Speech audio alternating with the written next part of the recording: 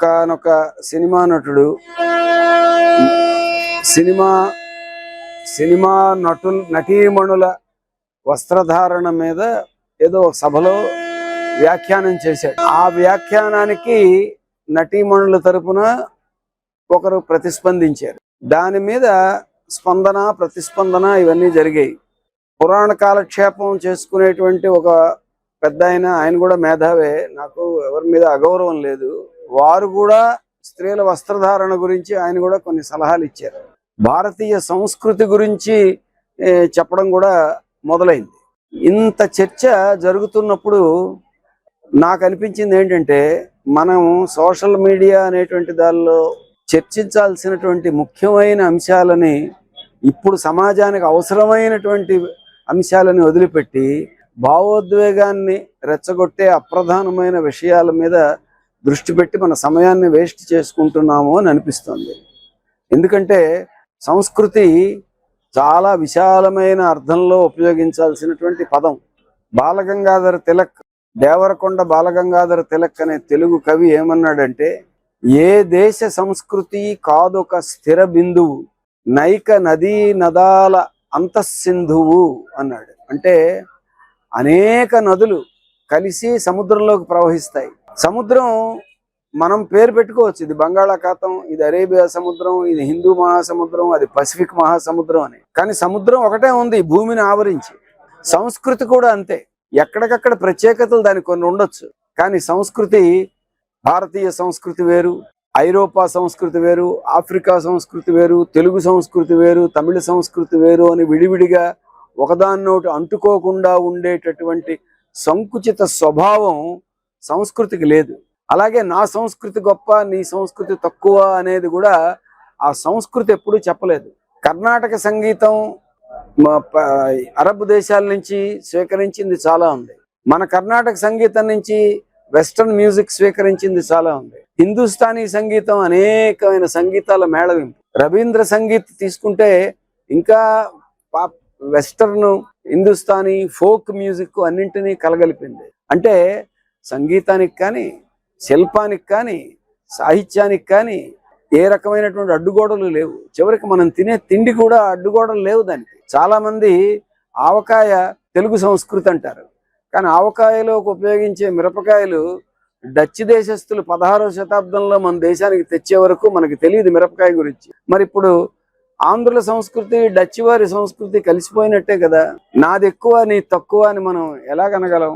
ఇప్పుడు మనం ప్రపంచం అంతా గర్వించేటువంటి తాజ్మహల్లో ఎన్ని శిల్పకళల సాంప్రదాయాలు ఉన్నాయి. ప్రపంచ శిల్పకళల సాంప్రదాయాలు దానిలో అనేకం ఇమిడి ఉన్నాయి. నువ్వు ఉపయోగించే కాగితం తాలూకా టెక్నాలజీ చైనా నుంచి వచ్చింది.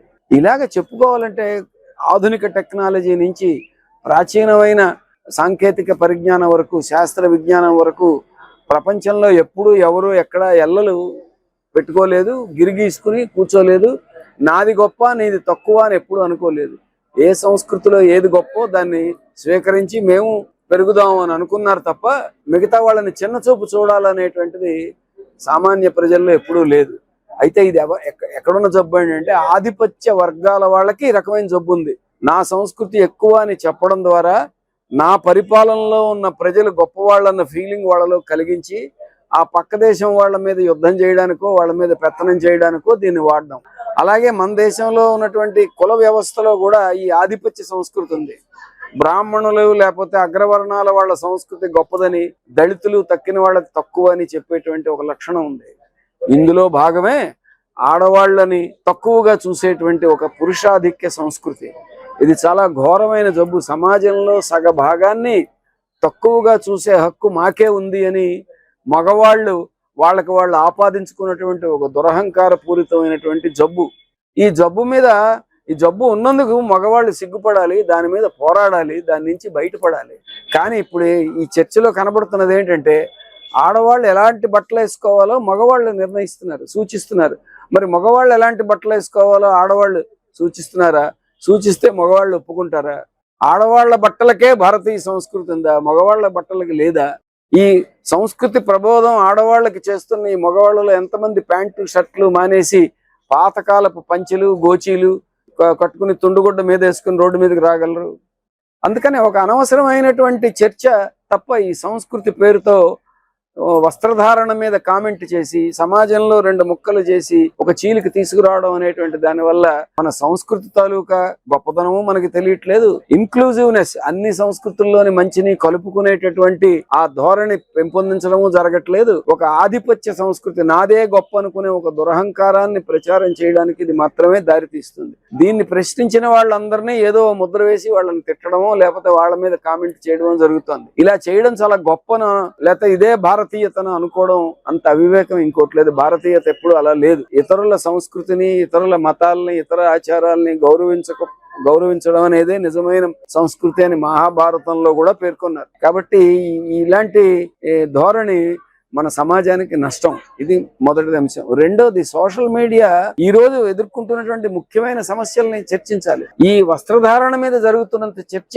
నెల్లూరులో ఈ మాదక ద్రవ్యాల మాఫియా పెంచలేయని హత్య చేసినప్పుడు ఎందుకు జరగలేదు? పోనీ అసభ్యత వస్త్రధారణ మీద మాట్లాడుతున్న వాళ్ళు విచ్చలవిడిగా ఇంటర్నెట్ లో ఉండేటువంటి పోర్నోగ్రఫీని ఎలా నియంత్రించాలనే దాని మీద ఎందుకు చర్చించడం లేదు? ఇప్పుడు ఆర్టిఫిషియల్ ఇంటెలిజెన్స్ ను ఉపయోగించి ఆడవాళ్ల బొమ్మల్ని ముందు పెట్టి వాళ్ళ చేత బూతులు మాట్లాడించి సోషల్ మీడియాలో విపరీతంగా వైరల్ చేస్తున్నారు. దాని గురించి ఎందుకు మగ మహారాజులు ఎందుకు మాట్లాడరని నేను అడుగుతాను.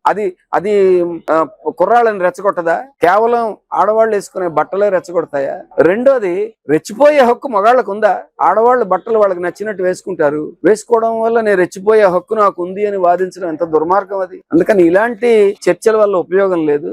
నిజమైన సమస్యలు చాలా ఉన్నాయి. రాష్ట్రానికి సంబంధించి చాలా సమస్యలు ఉన్నాయి. ఈ రాష్ట్రంలో ప్రజానీకం ఎదుర్కొంటున్న అనేక సమస్యల మీద చర్చించండి. రైతులు అన్నం పెడతారు మనకి. ఆ అన్నం పెట్టే రైతులను అక్కడి నుంచి ఖాళీ చేయించి అక్కడ పరిశ్రమలు పెట్టడం అభివృద్ధి అన్న చర్చ ఒకటి జరుగుతుంది. అది అభివృద్ధా వినాశనమా అనే దాని మీద చర్చ జరిగితే ఉపయోగం. అది మానేసి వేరే చర్చ చేయడం వల్ల ఉపయోగం ఏంటి? ఆర్టిఫిషియల్ ఇంటెలిజెన్స్, దానిలో మంచి ఎంత ఉంది, చెడు ఎంత ఉంది, దాని మీద చర్చ జరిగితే ఉపయోగం. రెండు ఉన్నాయి, రెండింటి మీద చర్చ జరిగితే ఉపయోగం. ఇందాకల్లా చెప్పినట్టు మాదక ద్రవ్యాలు, పోర్నోగ్రఫీ, మద్యం, మగవాళ్ళు విపరీతంగా మద్యం తాగి ఆ మద్యం మత్తులో ఎవరిని ఏం చేస్తారో తెలియదు. అప్పుడు ఆడవాళ్ళ ఒంటి మీద బట్టలు ఉన్నాయో లేదో కూడా తెలియదు. రెచ్చగొట్టడానికి బయట ఆడవాళ్ళ వస్త్రధారణ కాదు కారణం, వీళ్ళు తాగిన మందు కారణం. మరి వీటి గురించి ఎందుకు మాట్లాడరు? అందుకని సోషల్ మీడియా ఉంది కాబట్టి మేము మాట్లాడతాం, తగువ పెడతాం. ఈ తగువ చుట్టూ జనాలందరూ చేరి వాళ్ళ సమయాన్ని వృధా చేసుకుంటారు అనేటువంటి ఒక కుట్రపూరితమైన ఆలోచన నాకు కనబడుతోంది తప్ప సమాజానికి సంబంధించి నిజమైన శ్రేయస్సు కోరుకునే వాళ్ళు ఇటువంటి చర్చల్ని కట్ చేయాలి, ఖండించాలి, డిస్కరేజ్ చేయాలి. అలా చేస్తే నిజమైన అంశాల మీద చర్చ ముందుకు వస్తుంది. దాంతో పాటు సంస్కృతి యొక్క నిజమైన విశ్వమానవ విలువలు, సముద్రం అనే దానికి ఎంత విశ్వజనీనత ఉందో, ప్రపంచంలోని అన్ని నదుల నీళ్లు ఆ సముద్రంలో ఉంటాయి. ఇది గంగా నది నీరు, ఇదేమో మిస్సోరి నీళ్లు, ఇది మిసిసిపి నీళ్లు, ఇది ఓల్గా నీళ్లు అని చెప్పడానికి సముద్రం దగ్గర అన్ని కలిసిపోయి ఉంటాయి. సంస్కృతి కూడా అంతే. అన్ని సంస్కృతులు, అన్ని ప్రాంతాల్లో అక్కడక్కడ ప్రజలు రూపొందించుకున్న సంస్కృతులన్నీ ఒక ఉత్తమమైన మేళవింపు జరిగి అది విశ్వమానవ సంస్కృతిగా ముందుకు సాగుతూ ఉంటుంది. ఆ విశ్వమానవ సంస్కృతిలో ఎటువంటి సంకుచితమైన పరిధులు పెట్టుకోకుండా ముందుకు సాగేటువంటి ఒక విశాలమైన దృక్పథంతో ఉండాలనేదే మన వేదకాల పురుషులు చెప్పినటువంటి, వాళ్ళు ఆకాంక్షించినటువంటి విషయం. ఆ విషయాన్ని మనం విస్మరించి మనం కొత్త పెడధోరణులు, ముఖ్యంగా ఆధిపత్య విద్వేషాన్ని రెచ్చగొట్టేటువంటి పెడధోరణులకు జారిపోతున్నాం.